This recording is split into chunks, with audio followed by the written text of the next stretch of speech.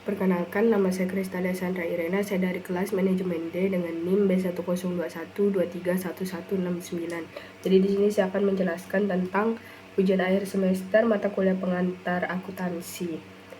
Di sini kita ada dikasih 5 soal, tapi kita disuruh memilih 2 soal, jadi saya pilih soal nomor 2 dan nomor 3.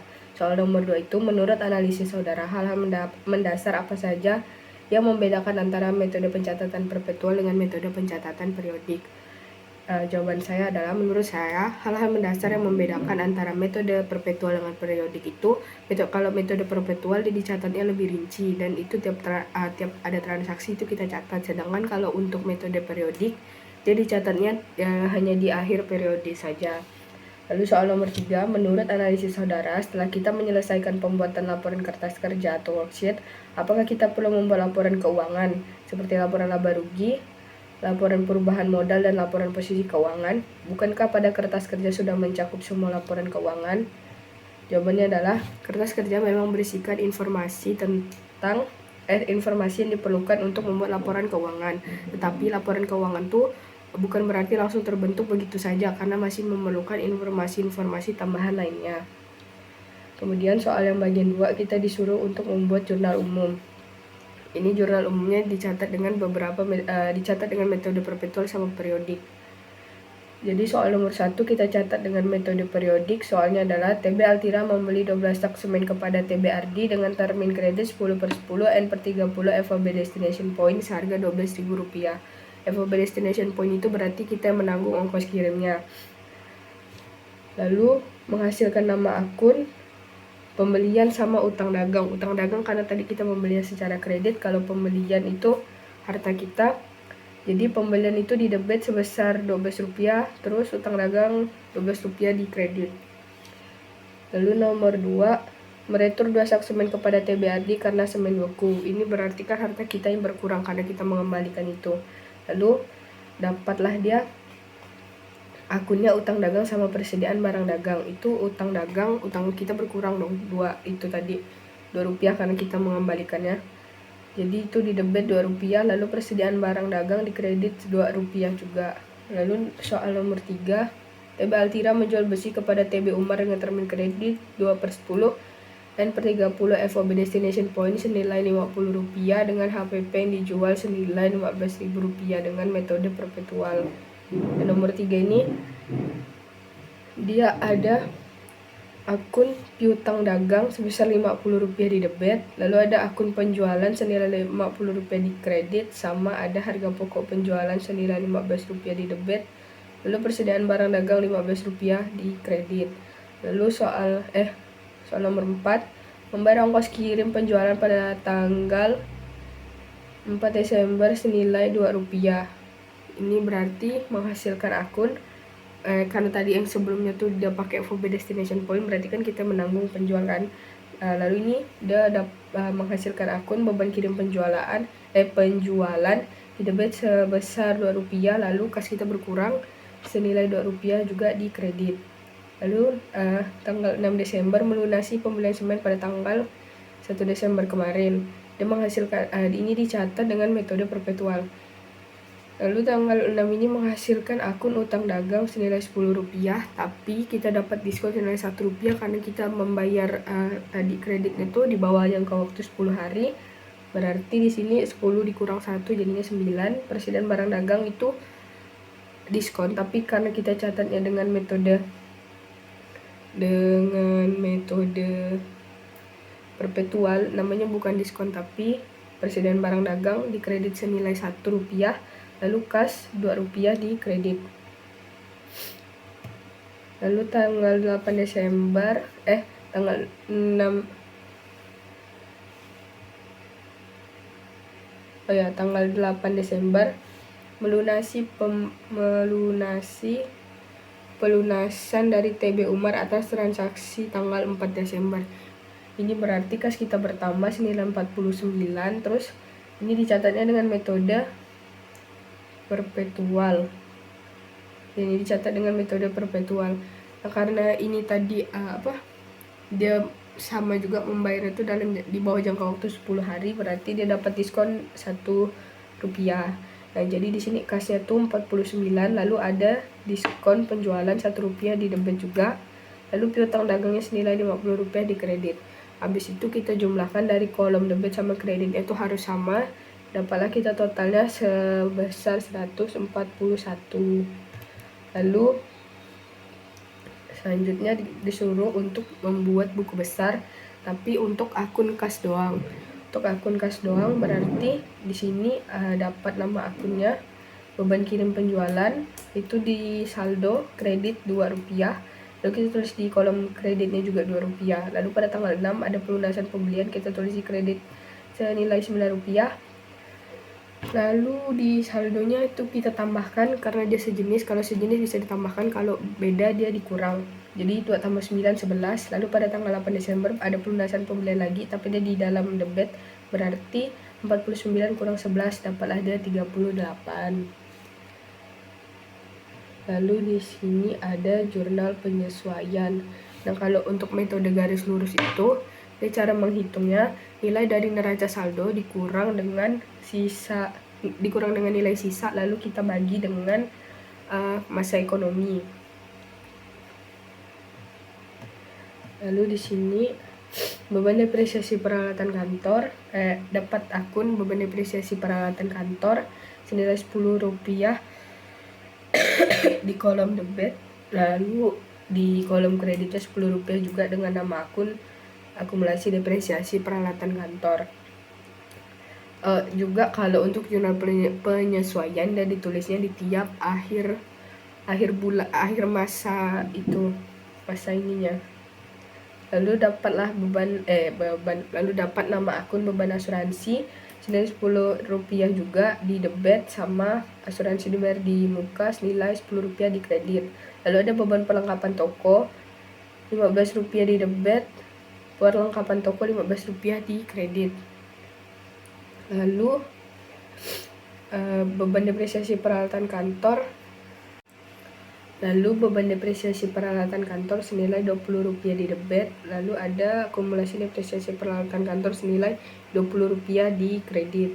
Lalu ada beban gaji penjualan, beban gaji administrasi itu masing-masing Rp50 di bagian debit. Lalu ada utang gaji itu di kredit senilai Rp100. Lalu beban listrik, air, dan telepon toko, beban listrik, air, dan telepon kantor masing-masing Rp4 di debit, sama ada beban yang masih harus dibayar, berarti ditotalkan dapatlah dia 8, kita taruh di kolom kredit. Lalu ada beban bunga sama utang bunga. Beban bunga itu di debit Rp6, lalu kalau utang bunga Rp6 juga tapi di kredit. Lalu ada HPP atau harga pokok penjualan di debit senilai Rp50. Lalu ada persediaan barang dagang senilai Rp50 di kredit. Nah, ini sama juga kayak yang sebelum-sebelumnya, harus kolom debit sama kreditnya itu harus sama. Kita total itu kita dapat 219 debit sama 219 di kredit, berarti dia balance. Yang ini tadi, ini jurnal penyesuaian dengan metode perpetual. Nah, kalau ini jurnal penyesuaian dengan metode periodik. Dia ada beban administrasi kantor, dia sama tapi dia ada penambahan di nomor 8, itu harga pokok penjualan di debit senilai Rp650. Lalu ada retur dan potongan pembelian di debit Rp25, lalu diskon pembelian Rp5, lalu ada persediaan barang dagang Rp180, itu semua di debit.